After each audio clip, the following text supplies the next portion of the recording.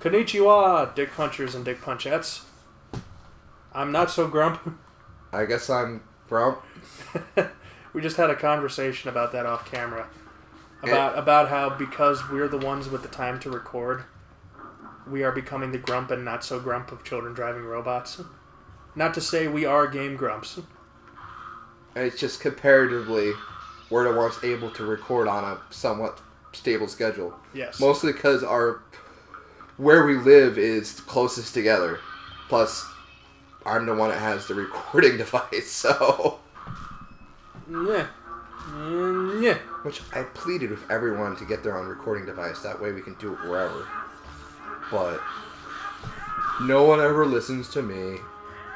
Well, we were doing mostly arcade games back then. We weren't really doing console stuff. Whereas now, because it's just the two of us, it seems like it's all console stuff.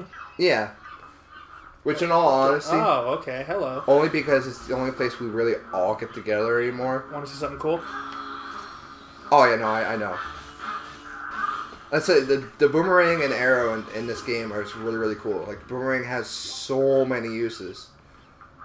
There's a monkey down there. Yes. I go save the monkey. Oh, fell in the wrong hole. I was just about to say, are you sure you're in the right hole? That's only half a heart. Yeah. Anyways, what was I going to say? I'm going to see, especially since, we all like to frequent the bar, if we all go early enough to good old days and just record on the arcade cabinet there. That's a terrible idea. We'd have an audience. We don't want an audience. We don't want people to see what our behind the scenes is like. Why not? Because there's a reason for a long time we went by the tagline semi-professional.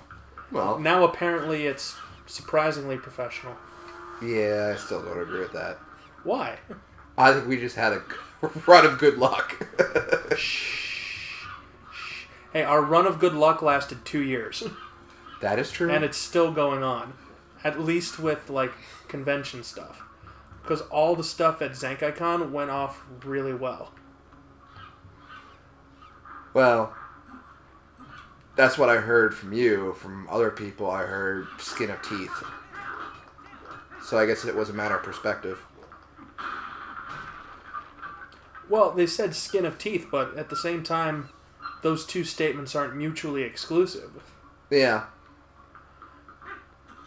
Did they say it was, terrible, or, that we pulled it off, but by the skin of our teeth? Yeah, I think it was just pulled off, skin of our teeth, all that shit.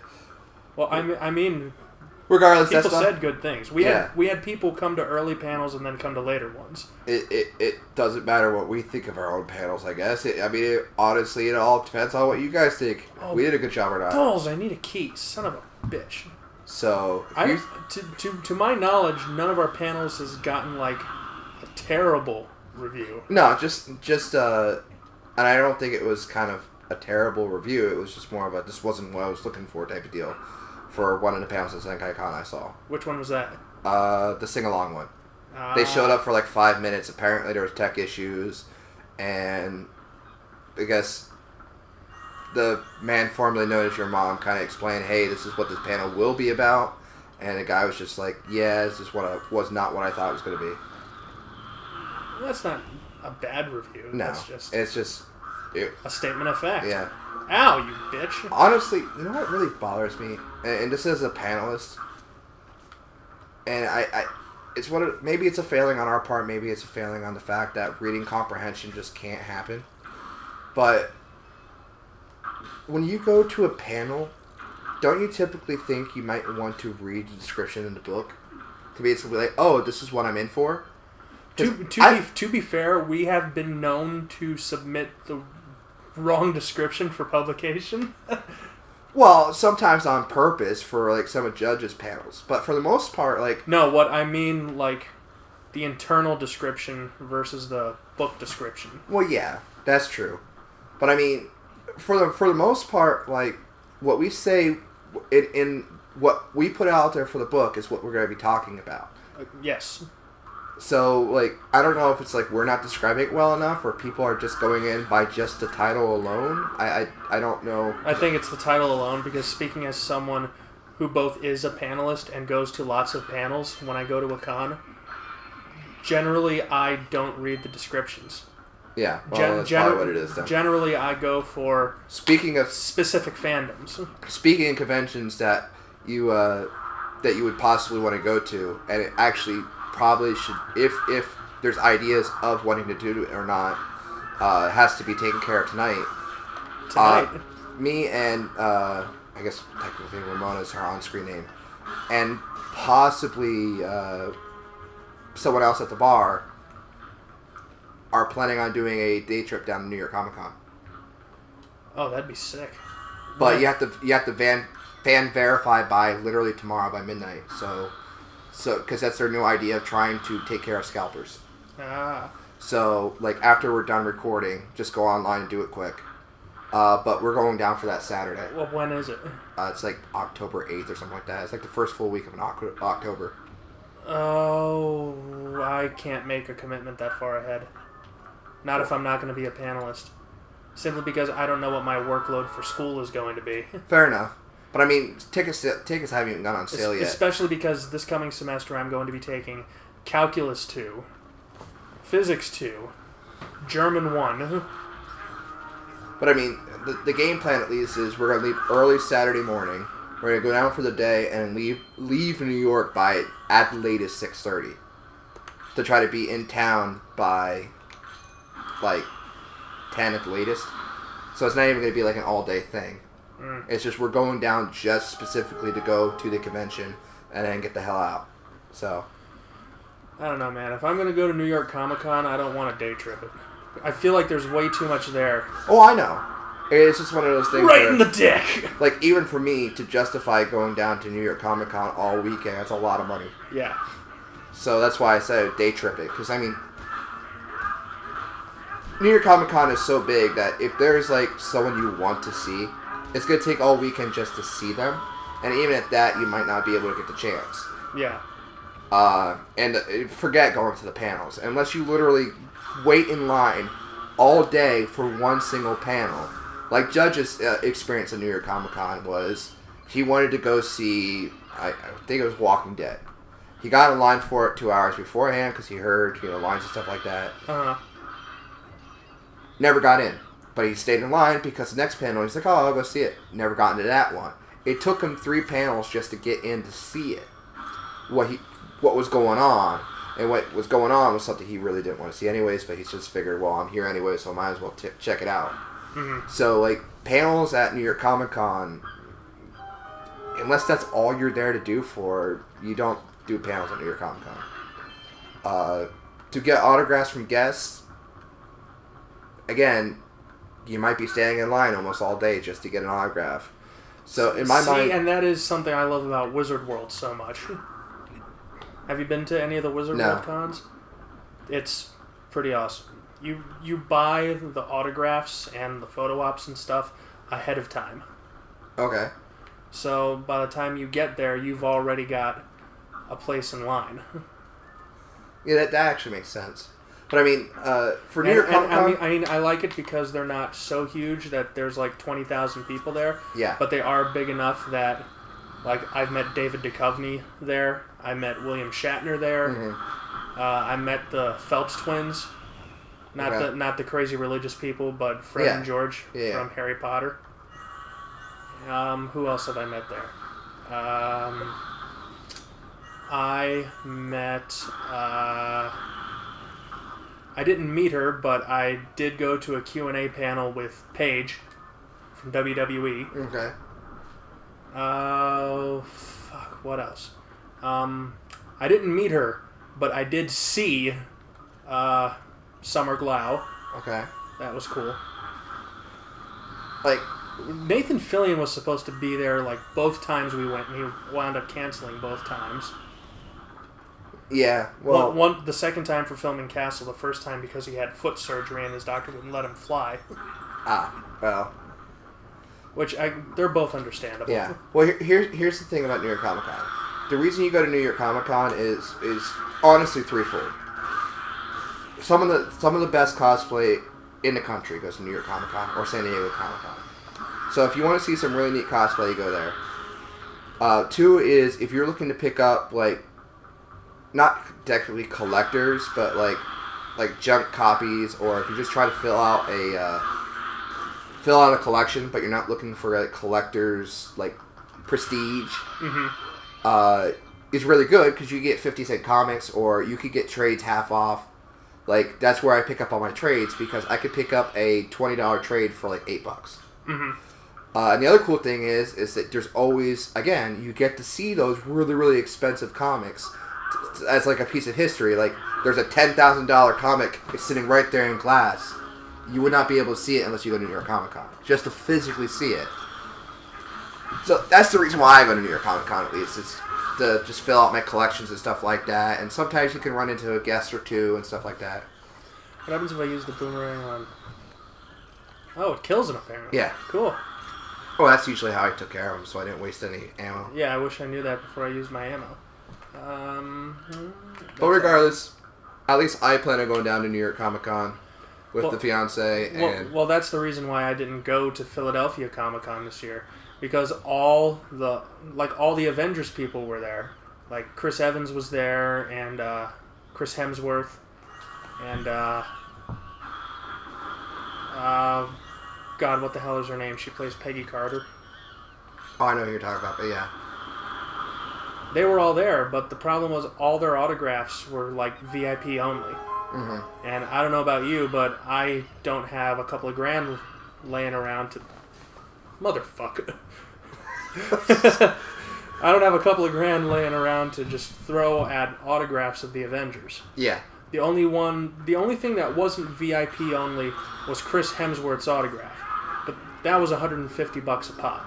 Yeah. Oh, I know. And the other thing about going to New York Comic Con this year, specifically, is because this will be Stan Lee's final Comic Con appearance ever. And if you know anything about New York Comic Con, is yes, you can't get to his autograph session, and yes, you can't get to his Q&A without spending a lot of money. But you will see him actually physically at the con. Because, I mean, the last year I went... Well, why not? He's made a cameo and everything else. Yeah. Like, you'll see him, like, he'll be in his autograph line, and you can physically see him, and, I mean, you walk by his booth, you can hear him talking, stuff like that. So just to be in the same building as the last Stan Lee appearance, I mean, that's the thing you could say. It's like, I was at the last one, type of deal. Right.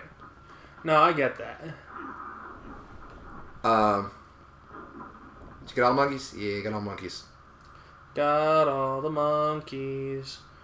What do you think? Do you think we have time for the boss fight this episode? Probably not, so there's 2 minutes left. I got this. You think you could beat the boss in 2 minutes? Thereabouts. Okay. Then go for it. After a monkey cutscene. Monkey cutscene. Come on, we get the point. You swing. Yes, because this is how physics works. Yeah. But, I mean, obviously, this episode probably won't come out until it's time we can actually announce it anyways. Children Drive Robots will be at Otakon. We're running 2 panels. East Asia, or maybe it's just Asian racing. So you get to see basically... Oh shit. Fairy in a bottle. Fairy in a bottle. I'm a fairy in a bottle. I'll replenish your hearts, then die. Okay. So yes, we're going to be doing East Asian racing there, so you get to see all that fun shit. And finally, even though technically I've done it before, but this is on like the big stage, I will get to prove how big of a nerd I am for Metal Gear, because we will be running the Otakon Metal Gear panel this year. The only one? Well, no, there's always one. And it's by chance that this year we get to be the one to do it. But like that's like almost an Otakon trope, that there's always a Metal Gear panel. Reason being is Otakon. One of the characters in Metal Gear Solid series is named Otacon, after Otakon. Oh, very cool. So it's kind of one of those things where they always have one because of that. And here is, honestly, probably one of the lamest bosses in the game. Diababa? Yeah. Because it's just 2 Babas, that's it.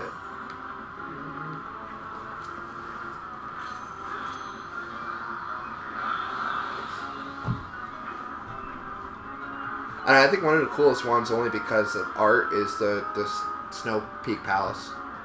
Yeah, that is cool. And what other cool bosses are in this game? Virus. Yeah. Virus is cool. The armored what's-the-face is cool only because he shoots God Rays at you. I think for the first time in the Legend of Zelda series, you actually fight a dragon. Yeah. That's pretty cool. And that fight, well, it could be frustrating, but it also could be cool.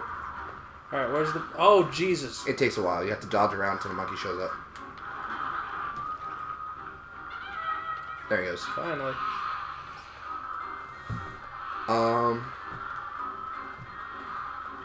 And I mean, the boss there at the Arbiter's Ground, which I cannot remember, I think it's King Skeletos or something like that. I think that's his name.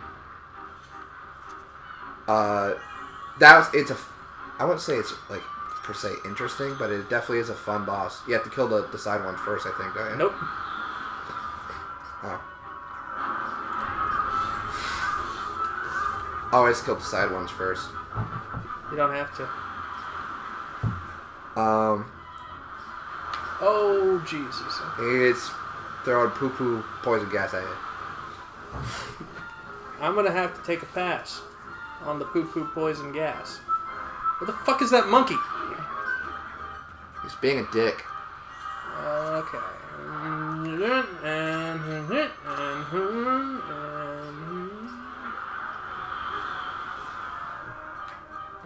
One more time should do it. Or, no. I thought it was 6 big hits. Well, that was a finish. That wasn't just a big hit. Oh, okay. What do you know? I beat the boss in 2 minutes. Roughly. We still went over on the episode, but that's okay. Yeah. And we're going to give people blue balls because I'm going to wait till next episode for you to pick up the heart piece. We started this episode stealing from Game Grumps, and we're going to end it stealing from Game Grumps. Or was that the last episode? I don't know. Do they do that? Do they blue ball their audience by not picking up the heart piece? They did that once. Oh. Well, I guess I'm accidentally stealing. Well, it was Aaron's idea, so you really are Grump. God damn it. And I am not so Grump. Oh, I want to be Danny. Danny's cool. But we're not the Game Grumps. Honestly, if I'm anybody, I'm probably Brian. Yeah. Anyways, get through this so we can... Actually, no. Let's do it now. We'll see you next episode and finish this dialogue.